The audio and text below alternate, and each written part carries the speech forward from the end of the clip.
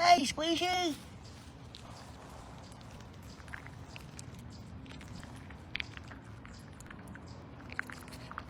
Feel the cheek, Squishy.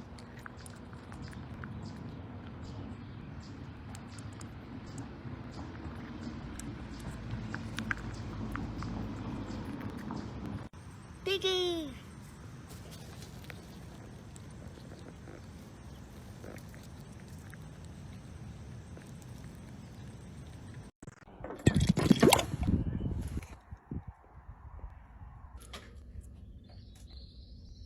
Hi, so if you want to take your way to me,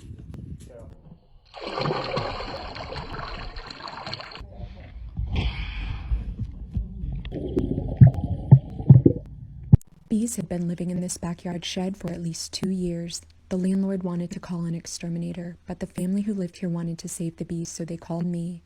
When I lifted up the floor, I found a huge hive full of gentle bees. The hive was so big I had to remove another section of floor to access the entire thing. Then I started removing the hive.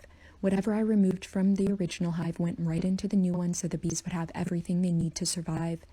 After I removed all of the comb, I started scooping bees into the new hive. As soon as I put the bees by the new hive, they marched right in.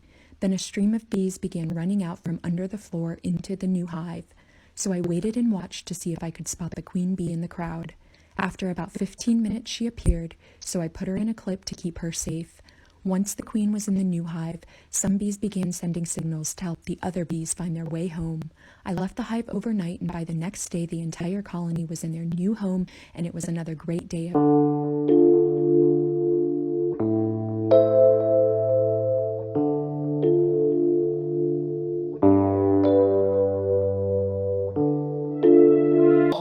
one comes out the other side. Now I'll do two. Watch this.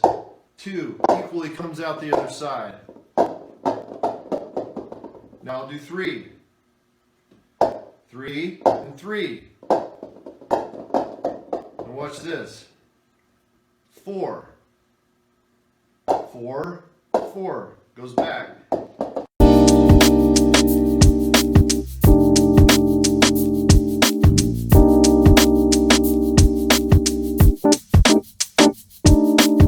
I got a call to remove a colony of bees from this backyard compost bin, and here's how I did it. First, I started to carefully remove the comb structure of the hive. I fit the pieces of comb that had baby bees and the bees' food into wooden frames. Next, it was time to start scooping bees into the new hive.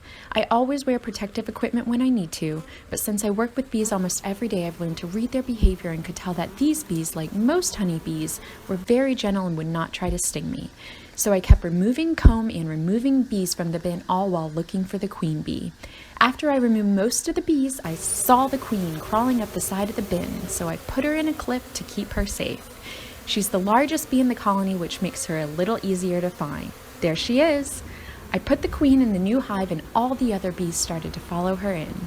I had to get a bigger hive because there were so many bees, but after most of them went in the hive, I closed it up and carried it back to my truck, and it was another great day of saving the bees.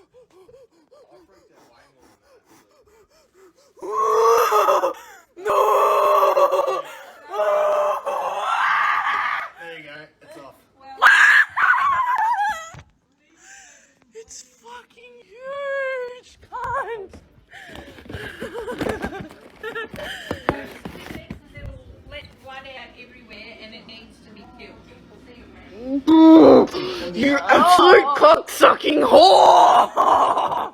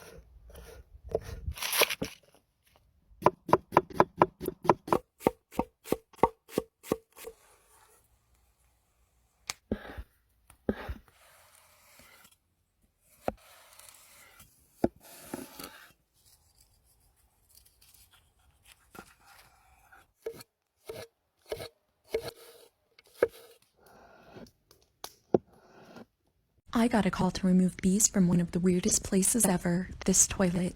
The bees had been living in the tank of this toilet for years, and they filled the entire space with comb and had no room left to grow.